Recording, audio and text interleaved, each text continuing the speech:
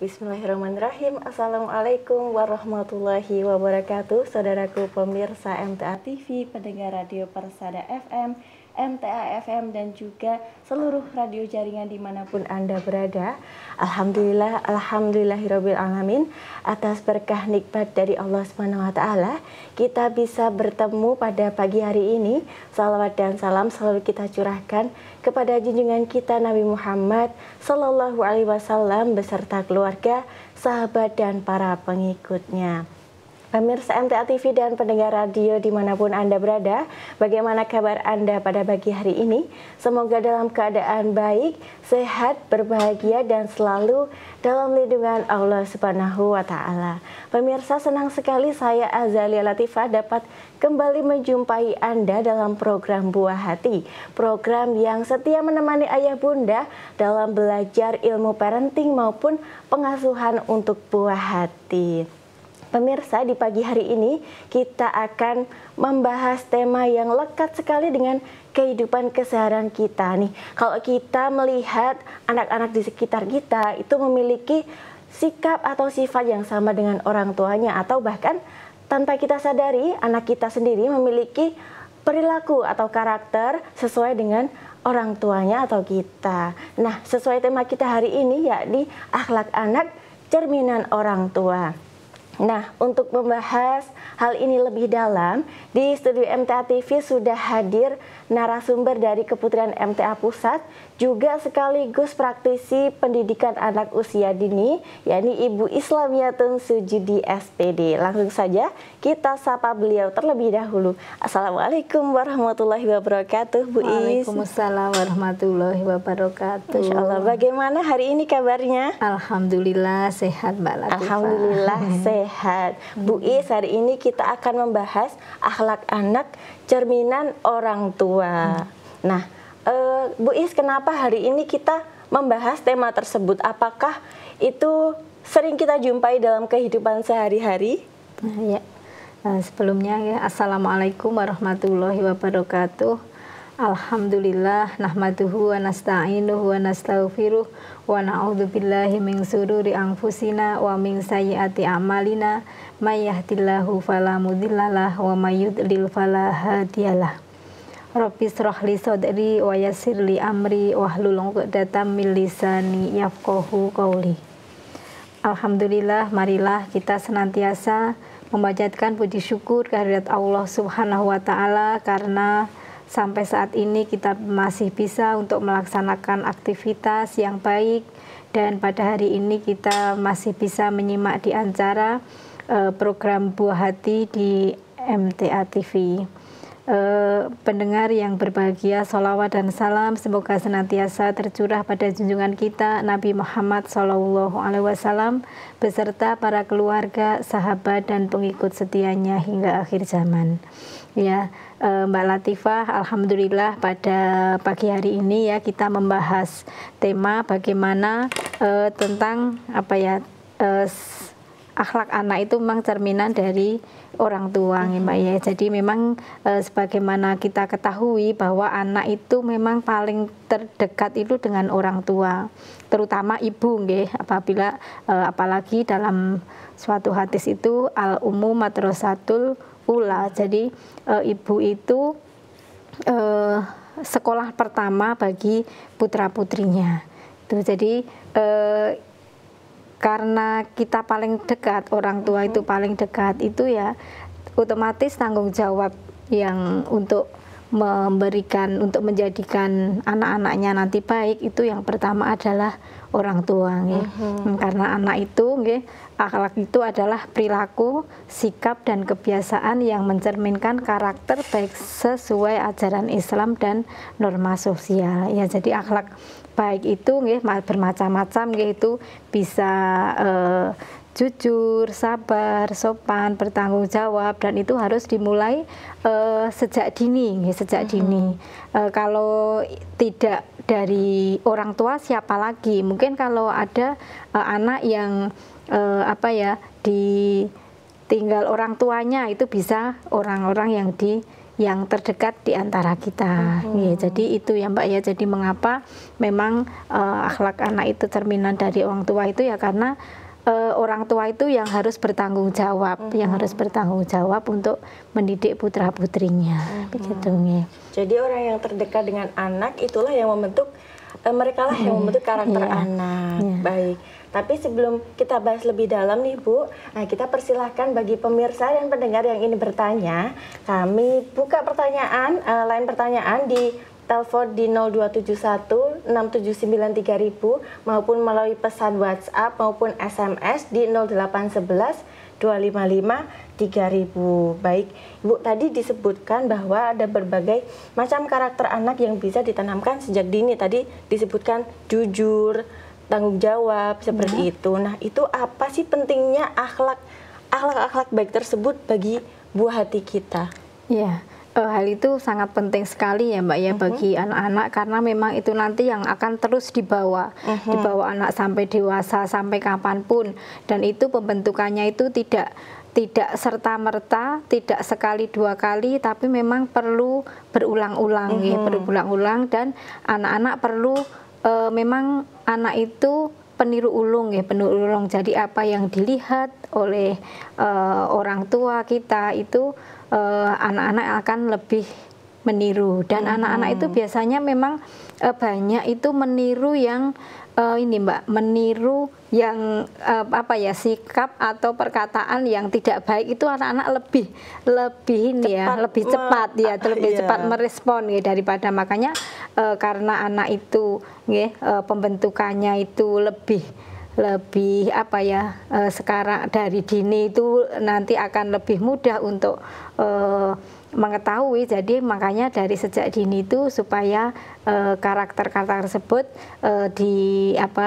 ditanamkan anak sejak dini, mulai dari ya hal-hal biasa saja jadi misalnya yang sederhana saja Jadi misalnya dengan kita kita ingatkan misalnya tentang 3 kata ajaib itu misalnya, 3 kata ajaib misalnya minta tolong, terus terima kasih itu ya, kemudian ada 3 yaitu ya 3 kata ajaib yang memang itu baik sekali bagi anak, yaitu minta tolong, mohon maaf, juga terima kasih. Itu ya. Jadi itu bagus sekali juga sejak dini ditanamkan kepada anak-anak itu nanti untuk pembentukan karakter juga dan anak-anak dengan seperti itu kan. Misalnya dengan usia anak yang kecil, misalnya putranya Mbak Latifah masih berapa itu misalnya dikasih terima kasih sekitar itu kan sudah menyenangkan sudah menyenangkan. Jadi memang karakter-karakter seperti itu, sifat-sifat yang tadi disebutkan itu insya Allah akan sangat penting sekali ditanamkan anak mulai sejak usia dini. Baik. Jadi orang tua ini sangat berperan. Nah, kalau kita hubung-hubungkan Ibu, akhlak anak dan orang tua ini kaitannya seperti apa? Iya. Jadi akhlak anak dengan orang tua itu memang karena hubungan terdekat seperti tadi saya sebutkan, akhlak anak itu dengan orang tua, dan orang tua itu yang menjadi yang bertanggung jawab kepada putra putrinya, yaitu mestinya orang tua itu harus mengetahui dulu bagaimana orang tua itu mendidik anaknya nanti. Tentunya kalau kita sebagai orang Islam kita mestinya harus berpedoman pada Al-Quran dan As-Sunnah pada Al-Quran dan Sunnah itu mestinya orang tua harus berpedoman Kemudian orang tua anak itu lebih banyak meniru apa yang dilihat daripada mendengarkan saja. Jadi anak itu nanti akan banyak melihat. Kemudian dalam kenapa Allah memerintahkan seperti itu jadi memang pedoman kita untuk mendidik anak itu cuma ada 2 itu, yaitu dari Al-Quran dan As-Sunnah dari Al-Quran Sunnah. Itu dalam suatu hadis sesungguhnya aku tinggalkan kepada kalian 2 perkara itu yaitu kitab Allah dan sunnah. Lah orang tua harusnya nanti cara mendidik anak itu dengan apa ya, dengan berpedoman pada Al-Quran dan As-Sunnah tersebut. Seperti itu ya Mbak ya. Baik. Nah Ibu, tapi kan kita sudah sebagai orang tua sudah berpedoman kepada Al-Quran dan Sunnah, kemudian berusaha menjadi role model yang baik untuk putra-putri kita. Tapi apakah lingkungan kita itu juga mempengaruhi akhlak anak kita, Bu? Iya. Ya, jadi lingkungan juga sangat mempengaruhi, jadi karena memang anak-anak itu ya tidak selamanya cuma di rumah, tapi juga di sekolah, kemudian juga bermain dengan teman-teman. Itu kan kita supaya memang untuk anak-anak itu kita pilihkan lingkungan yang terbaik, kita pilihkan sekolah yang baik bukan berarti mahal, tapi benar-benar sekolah itu nanti bagaimana akan membawa anak-anak kita menjadi anak yang soleh dan solihah. Yaitu jadi perlu dukungan keluarga, karena memang keluarga itu adalah sekolah yang pertama. Kemudian untuk sekolah itu nanti yang kedua, selanjutnya lingkungan juga itu yang selanjutnya ya. Yang penting itu yang pertama keluarga, dan di samping kita nanti juga memilihkan anak-anak kita di lingkungan yang baik, di lingkungan yang tentunya nanti akan menjadikan anak-anak akan lebih baik sampai dewasa. Gitu ya. Baik. Tentunya Allah kan sudah memberikan kita petunjuk Al-Quran dan Sunnah tentunya. Nah ini sebagai kita nih ayah bunda ini bisa merujuk ke surat atau ayat mana saja dan hadis Rasulullah yang berkaitan dengan tema kita hari ini. Apakah ada Ibu? Silakan. Ya, jadi kita ya sebagai orang tua, sebagai anak yang sebagai orang tua yang diamanai oleh Allah, kita harus bertanggung jawab. Jadi dalam surat Luqman ayat 13 itu disebutkan, a'udzubillahi minasyaitonirrajim, ya bunayya aqimis shalah wa'mur bil ma'ruf wanha 'anil munkar wasbir 'ala ma asobak inna dzalika min azmil umur. Wahai anakku, dirikanlah sholat, suruhlah berbuat yang ma'ruf dan mencegah dari yang mungkar.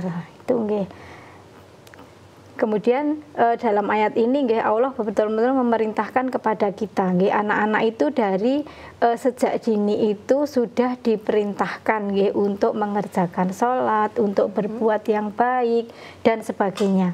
Mengerjakan sholat itu kalau sebagai anak kan baru pelatihan dulu ya Mbak ya, permulaan dulu, jadi tidak harus betul sedemikian rupa.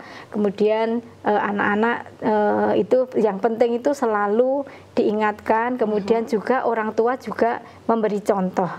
Keluarga itu harus memberi contoh semua dengan perilaku-perilaku yang baik, kemudian bagaimana kita menciptakan keluarga yang harmonis, keluarga yang bahagia, keluarga yang islami. Lah itu nanti itu semua nanti kalau anak itu di situ itu nanti akan langsung melihat oh bapaknya juga rajin sholat, ibunya juga rajin sholat, rajin ke masjid, keluarga. Lah itu nanti akan ditiru oleh anak. Dan itu juga kalau sekarang itu kan sudah ini ya Mbak ya, sudah itu ada ya gerakan 7 kebiasaan anak Indonesia hebat ya, yang dicanangkan oleh Menteri Pendidikan itu 7 kebiasaan anak Indonesia hebat. Itu yang pertama itu bangun pagi, bangun pagi. Jadi anak-anak itu kebiasaan itu bisa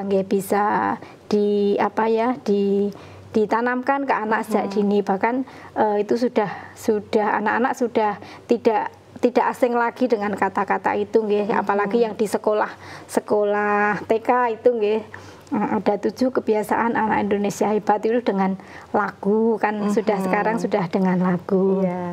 Itu pertama itu bangun pagi, kemudian setelah bangun pagi kan anak-anak juga dibiasakan nggih, anak-anak dibiasakan bangun pagi nggih, jadi tidak bangunnya kesiangan, soalnya nggih nanti kan ada aktivitas yang akan dilaksanakan setelah bangun pagi. Kemudian yang kedua itu 7 kebiasaan Anak Indonesia Hebat yang kedua itu beribadah nggih, beribadah nggih.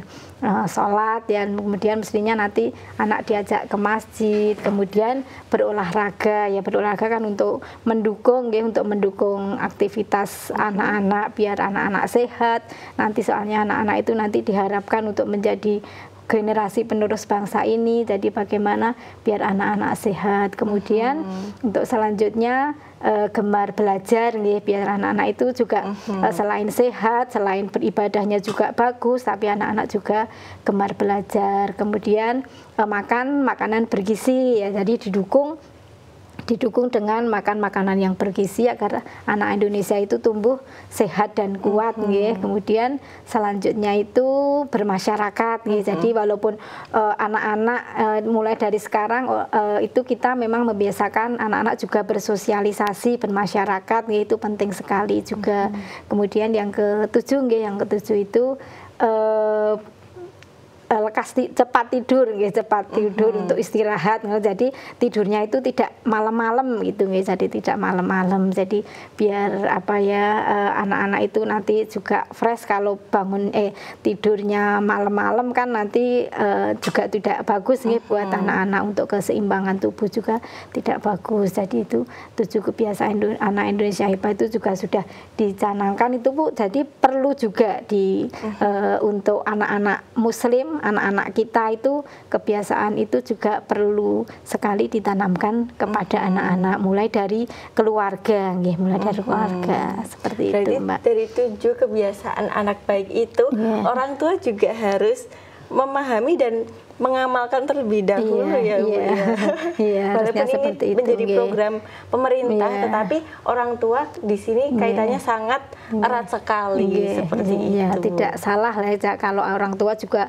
mengetahui tentang hal ini kan juga tidak salah. Ini juga malah mendukung juga program pemerintah seperti itu. Baik, kalau mungkin bagi orang tua ini Bu, adakah strategi ataupun cara-cara bagaimana dia itu bisa menjadi teladan yang baik untuk putra-putrinya, terutama nih saat di rumah seperti itu? Ya, jadi kalau kita sebagai orang tua, karena kita itu memang yang dilihat oleh anak, jadi kita yang pertama itu kita memperbaiki diri kita sendiri, diri kita dulu nggih, sebelum kita nanti itu ditiru oleh anak. Kita sebagai role model seperti itu nggih. Orang tua itu harus introspeksi nggih, dan memperbaiki diri kita nggih, akhlak kita terlebih dahulu nggih. Jadi, misalnya ketika kita marah, ketika kita marah, anak-anak melihat kita marah yang sambil sudah keterlaluan, itu anak-anak akan melihat kita.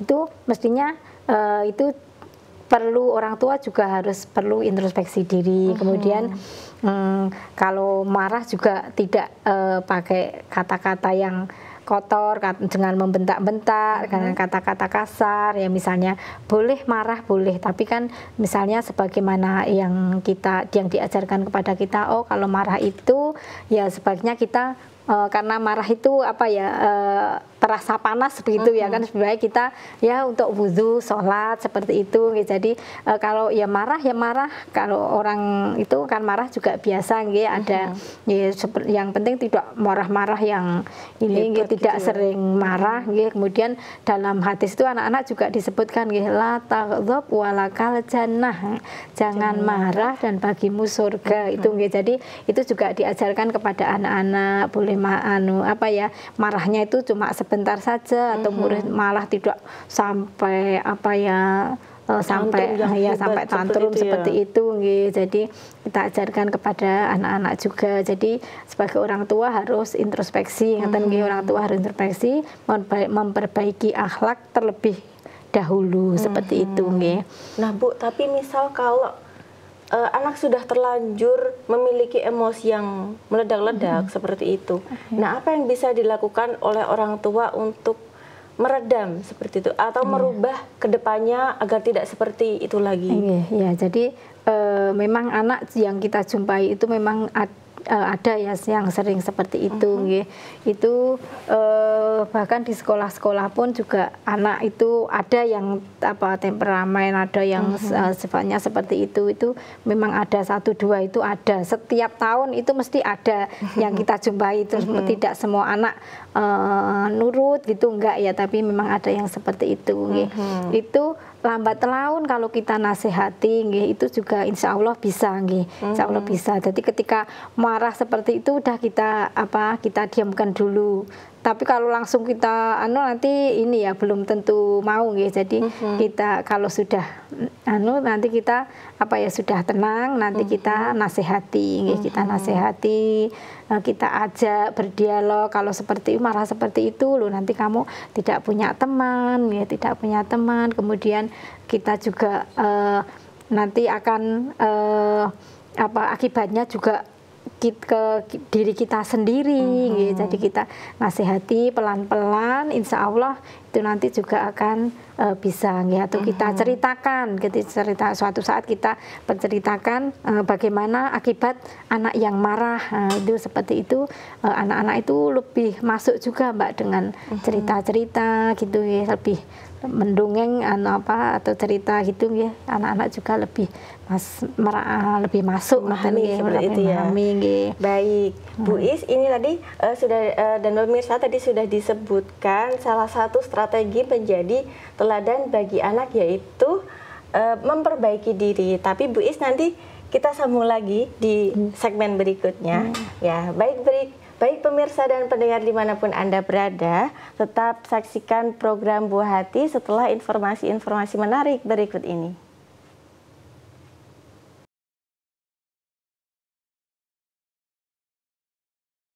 Terima kasih Anda masih setia di program Buah Hati MTA TV. Dan tentunya kami masih membuka kesempatan nih seluas-luasnya bagi Anda yang ingin bertanya ataupun berinteraksi dengan narasumber kita hari ini.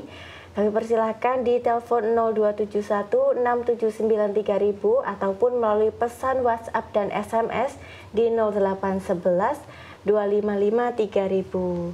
Baik Bu Is, kita masih akan melanjutkan pembahasan kita hari ini mengenai akhlak anak, cerminan orang tua. Nah Bu Is, ini sudah ada satu pertanyaan yang masuk nih Bu, kita jawab terlebih dahulu. Bisa. Baik, ini dari Ibu Dewi dari Semarang. Bagaimana jika orang tua sudah mendidik, menasihati, serta memberikan contoh yang baik kepada anak, namun anak tidak mau menurut dan cenderung jauh dari agama? Apakah dengan hal ini orang tua dianggap gagal dalam mendidik anak? Ya, Bu Dewi ya. Jadi untuk mendidik anak, kita sebagai orang tua, untuk anak usia dini dalam hal ini itu memang kita tidak boleh untuk berhenti begitu saja, kita putus asa enggak ya. Jadi kita bagaimana seperti tadi kita yang pertama kita introspeksi diri dulu bagaimana kita dalam mendidik itu apa sudah betul, apakah sudah sesuai dengan Al-Qur'an dan Sunnah. Itu kita sebagai orang tua harus itu dulu kita memahami itu dulu. Ya kalau memang kita sudah berusaha semaksimalnya, itu kalau usia anak itu walaupun ketika anak masih kecil itu memang harus terus berulang-ulang harus berulang-ulang kita beri contoh, kita nasihati, kita tidak habis-habisnya. Jadi kalau masih anak usia dini sudah masih tanggung jawab kita sebagai orang tua itu harus tetap terus ya Mbak, terus kita tidak boleh berhenti untuk menasihati sambil kita betul-betul ya mendoakan setiap saat untuk anak-anak kita begitu Jadi kita jangan putus asa sebagai orang tua untuk mendidik anak. Kalau memang itu anak masih kecil ya itu memang masih tanggung jawab kita dan kita harus selalu terus untuk menasihati dan memberi contoh yang baik, kemudian juga untuk memilihkan lingkungan yang baik. Jadi tidak boleh merasa gagal seperti itu ya Bu ya. Dan ini untuk Ibu Dewi, semoga jawaban dari Ibu Is tadi menjawab dan tetap semangat dalam mendampingi buah hati tentunya. Dan Bu Is, kita masih akan melanjutkan pembahasan kita tadi seputar akhlak anak cerminan orang tua. Tadi Bu Is sudah menjelaskan nih hubungan antara akhlak dan orang tua, serta sudah menyebutkan juga ayat dalam Al-Quran yang terkait dengan tema kita hari ini. Dan tadi yang terakhir sudah disebutkan oleh Bu Is strategi menjadi teladan untuk anak. Ya, ini tadi sudah disebutkan dengan cara memperbaiki diri salah satunya. Ibu Is, ini yang kedua dan yang ketiga dan selanjutnya apalagi ini strategi ini ya agar ayah bunda di rumah ini semakin mudah menjalani perannya seperti itu. Ya, kemudian yang kedua itu kita terapkan konsistensi perilaku baik, konsistensi dalam berdoa, berbicara dengan lembut dan bersikap sabar. Keseharian kita bagaimana dalam keluarga itu kita konsisten, kita konsisten untuk menerapkan itu semua dalam kehidupan kita sehari-hari. Jadi bagaimana kita memulai dalam segala hal kita dengan berdoa, kemudian juga bersikap lemah lembut terhadap semua anggota keluarga, kemudian juga sabar, kita masuk keluar rumah atau kita juga dengan salam, kemudian berdoa, dan itu kita terapkan dalam kehidupan kita sehari-hari gitu ya Mbak ya. Jadi kebiasaan kita ini sangat terkait sekali ya dengan akhlak keseharian anak kita. Apa yang kita lakukan dilihat anak, ditiru oleh anak, gitu ya Bu ya. Baik. Kemudian yang ketiga, kita memberikan contoh yang nyata dalam kehidupan sehari-hari. Kita memberikan contoh kepada anak dengan contoh-contoh yang baik. Orang tua harus menunjukkan akhlaknya di dalam rumah maupun di luar rumah, dalam bersosialisasi dengan keluarga, dalam bersosialisasi dengan masyarakat. Kita ramah dengan anggota keluarga, dengan tetangga, dengan rekan kerja dan sebagainya. Itu contoh-contoh seperti itu perlu kita terapkan dalam kita bagaimana biar menjadi role model bagi anak-anak kita, seperti itu. Kemudian yang keempat yaitu memberi penguatan positif dan doa. Berikan penguatan, pujian kepada anak jika berperilaku baik. Kalau anak berperilaku baik kita puji, kalau belum kita motivasi bagaimana untuk biar menjadi baik. Jadi seperti itu ya Mbak ya, kita memberikan contoh. Baik.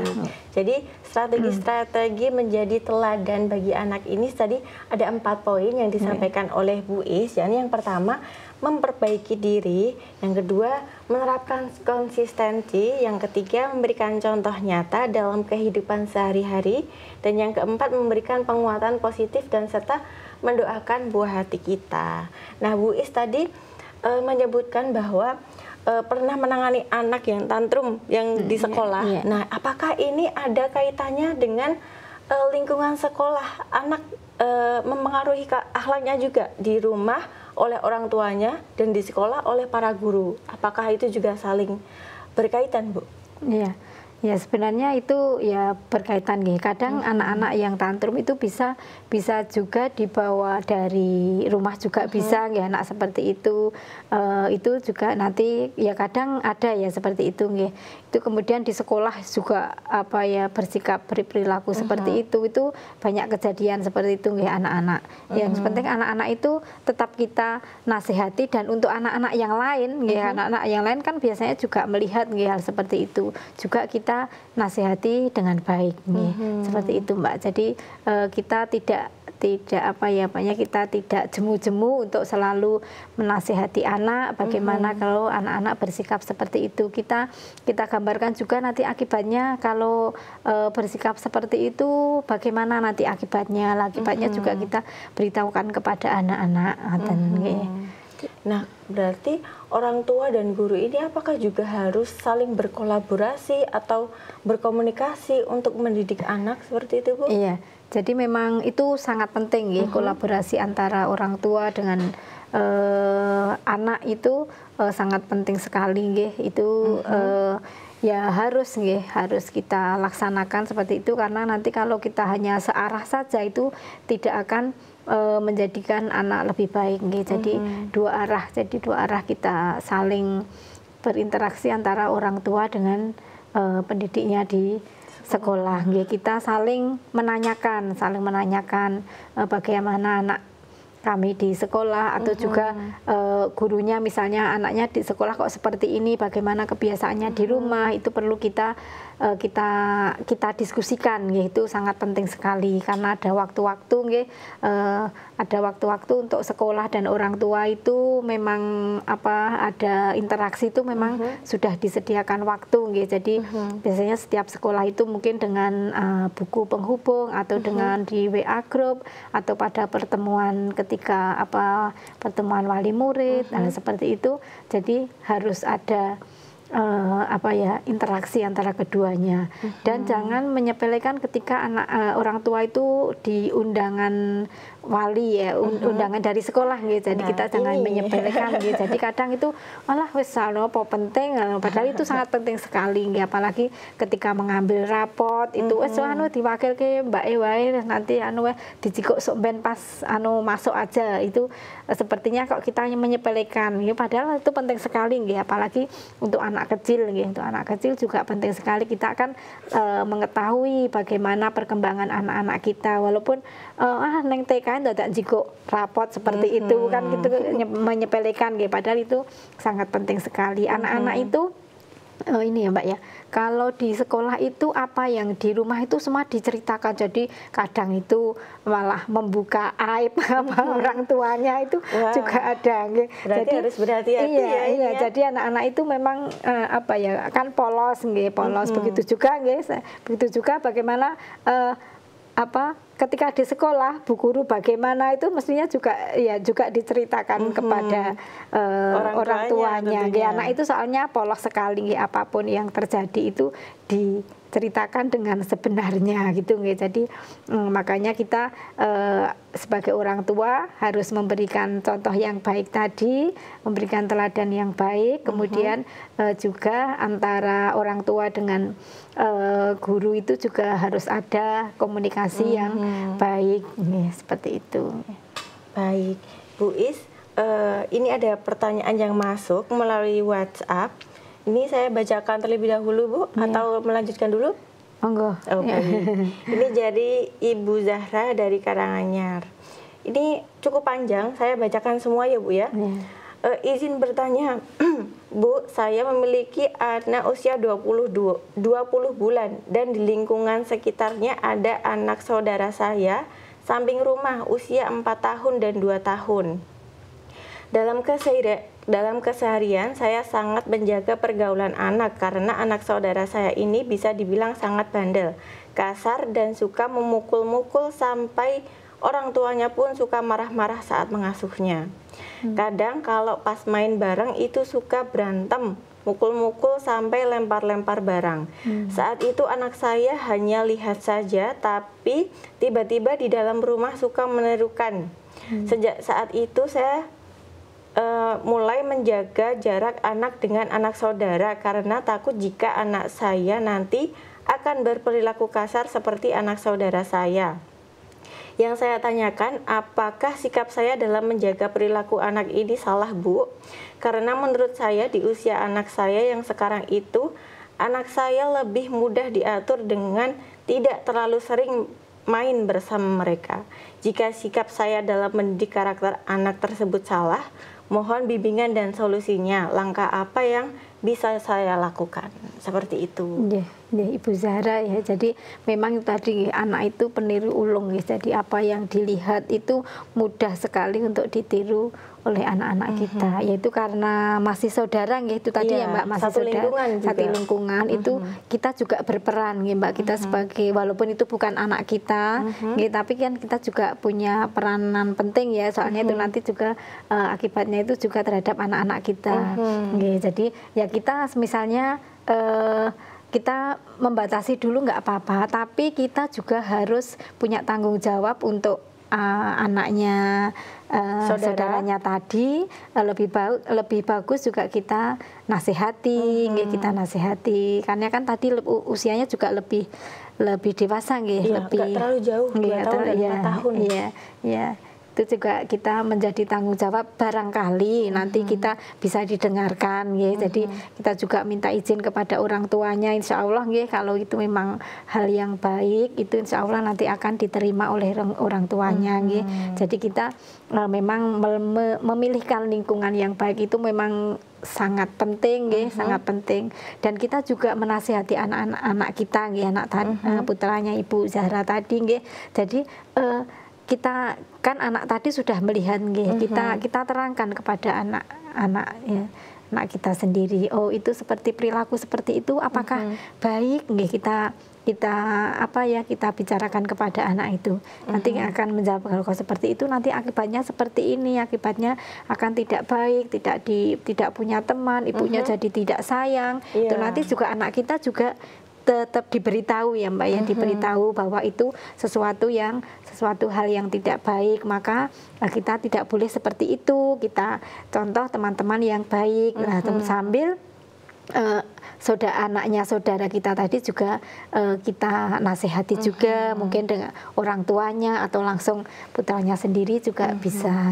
Dan semoga apa yang dilakukan oleh Bu Zahra sesuai dengan arahan Ibu Is tadi bisa sedikit merubah situasi seperti itu, jadi lingkungannya nyaman, anak-anak di rumah juga menjadi harmonis seperti soalnya itu. Nanti tuh anak itu kan tidak suatu saat juga akan berada di lingkungan yang seperti itu ya Mbak. Ya maksudnya kita tidak di dalam nanti kita kita berinteraksi kan kita tidak semulus apa yang kita bayangkan. Kadang kita ya juga melihat situasi seperti itu. Lah itu kita juga punya benteng. Kita punya benteng bagaimana anak kita walaupun ada anak yang seperti itu kita tetap bisa menjaga diri. Kita tetap punya benteng. Kita bentengi anak-anak kita. Insya Allah. Baik, semoga menjawab ya Ibu Zahra yang ada di Karanganyar. Nah ini kita lanjutkan lagi Bu, tadi orang tua dan sekolah itu saling terkait. Dan kalau ada undangan ke sekolah ini orang tua diharapkan juga partisipasinya ini sangat diharapkan ya seperti iya Bu ya. Karena kaitannya dengan pendidikan buah hati kita. Nah, tapi kalau Ibu dalam kehidupan sehari-hari ini anak kita mudah marah, mudah emosi, emosinya belum ledakan, emosinya masih der gitu katakanlah. Nah itu kita sebagai orang tua harus seperti apa Bu? Ya jadi kita sebagai orang tua harus terus pokoknya kita tidak boleh putus asa, kita harus terus untuk menasihati anak-anak kita, guru dan yang di sekolah maupun kita sebagai orang tua pokoknya harus selalu ada hubungan yang harmonis, karena itu dua hal yang saling terkait saling terkait itu harus harus bersatu untuk bagaimana menjadikan anak-anak kita itu akan menjadi lebih baik, menjadi anak-anak yang soleh dan solihah. Maka perlu adanya kolaborasi antara dua belah pihak antara guru dan orang tua gitu. Baik. Nah misal kalau ada anak-anak kita nih yang kalau misal diajak ke masjid ini, aku mau main dulu. Kalau diajak sholat di rumah, enggak, aku nggak mau gitu. Itu kita orang tua harus bagaimana? Karena mungkin anak kita sudah masuk usia yang dikatakan oleh Allah diajarkan untuk sholat seperti itu Bu. Jadi pokoknya kita sebagai orang tua kita memberi contoh dan mengajak tidak kita tidak putus asa untuk mengajak selalu walaupun anak-anak di masjid, ketika sholat usia anak-anak itu masih sering gojek masih ini kadang lari-lari, itu tetap kita ajak. Kalaulah anak-anak tadi masih beralasan seperti itu nggih, beralasan untuk nanti dulu, nanti juga kita juga menasihati ya, misalnya diberi kelonggaran waktu, misalnya berapa menit lagi itu sudah azan, kita sudah dipanggil oleh Allah lah. Kalau sudah dipanggil Allah, apa kita mau nggih, apa pilih jadi temannya setan apabila disayang Allah. Kalau sholat itu kan kita disayang Allah, kalau nanti tidak mau itu nanti terjadi temannya setan, pilih mana itu nanti anak juga akan memilih nggih. Insya Allah anak juga akan oh iya ya pilih disayang oleh Allah lah, seperti itu kita gambarkan seperti itu nggih. Jadi anak-anak memang perlu perlu nasihat, dan bimbingan serta contoh yang baik bagi untuk kebaikan anak-anak kita. Kalau misal kita mengajarkan itu dengan sistem reward misalnya, apakah itu kedepannya juga akan baik atau bagaimana, Bu? Ya, reward itu memang juga perlu nggih, perlu bagi anak juga perlu sekali reward itu nggih. Itu perlu juga nggih, tapi ya misalnya ucapan ya alhamdulillah, jempol, ciuman, pelukan itu juga bagus, sudah insya Allah anak-anak juga sudah senang seusia itu nggih. Ini adik anak hebat, anak yang disayang Allah, yang dicintai, nanti teman-teman juga sayang pada adik seperti itu nggih. Jadi reward itu memang juga perlu nggih, perlu sesekali kita berikan kepada anak, bisa berwujud barang juga bisa ya, misalnya yang mestinya yang barang yang mendukung ya, yang bermanfaat bagi anak-anak, tapi tidak selalu ketika anak mengerjakan terus kita kasih, tidak selalu seperti itu, tapi sesekali nggih, kita sekali itu kan juga perlu, misalnya barang-barang yang misalnya yang diperlukan diperlukan oleh anak-anak kita, yang mendukung pembelajarannya, mendukung ibadahnya, seperti itu bisa. Baik, Masya Allah. Nah, Bu Is, ini di penghujung perjumpaan kita nih, adakah pesan-pesan yang ingin disampaikan untuk ayah bunda di rumah tentunya dalam untuk terus belajar nih bagaimana mendampingi buah hati kita? Silahkan, Bu. Jadi sebagaimana yang tadi sudah kami dibicarakan di sini, jadi bahwa akhlak anak itu memang tergantung kepada orang tua, itu bagaimana kita menjadikan anak-anak kita, sebagaimana sabda Nabi saja itu jadi dalam satu hadis gitu. Jadi memang anak itu dilahirkan dalam keadaan fitrah, tergantung orang tuanya, mau sebagai Yahudi, Nasrani, Majusi, itu tergantung kita sebagai orang tua. Maka bagaimana kita sebagai orang tua untuk membentuk itu semua, menjadikan anak kita seperti apa. Anak-anak yang masih kecil itu mudah sekali kita bentuk apa saja bisa. Jadi kita mau bentuk seperti apa, itu dimulai dari sejak dini. Orang tua harus melaksanakan itu semua, dan juga lingkungan di sekitar kita. Kemudian mari kita juga menjadi contoh yang terbaik buat putra-putri kita, dan insya Allah dengan kesabaran yang kita miliki, kesabaran atas apa yang sudah kita ketahui dari kajian-kajian yang sudah dari Al-Quran dan Sunnah, insya Allah itu nanti akan menjadikan kita akan bisa mempraktekkan untuk mengajarkan kepada anak-anak kita. Kemudian dengan sabar dan doa, insya Allah setiap saat itu nanti kita akan menjadikan anak-anak kita menjadi tumbuh dengan akhlak yang mulia. Jadi jangan lupa untuk selalu mendoakan kepada anak-anak kita, seperti itu. Mudah-mudahan bermanfaat ya, Mbak. Baik, Masya Allah. Terima kasih Bu Is atas materinya hari ini. Semoga nanti kita orang tua ini semakin tumbuh, semakin belajar dalam mendampingi Bu Hati di rumah. Baik, terima kasih Bu Is atas materinya. Selamat melanjutkan aktivitas kembali. Assalamualaikum warahmatullahi wabarakatuh. Waalaikumsalam warahmatullahi wabarakatuh. Baik pemirsa dan pendengar dimanapun Anda berada, usai sudah perjumpaan kita dalam program Buah Hati. Terus saksikan program Buah Hati setiap hari Rabu pukul 10 waktu Indonesia Barat. Saya Azalia Latifah dan kru yang bertugas mohon undur diri. Wassalamualaikum warahmatullahi wabarakatuh.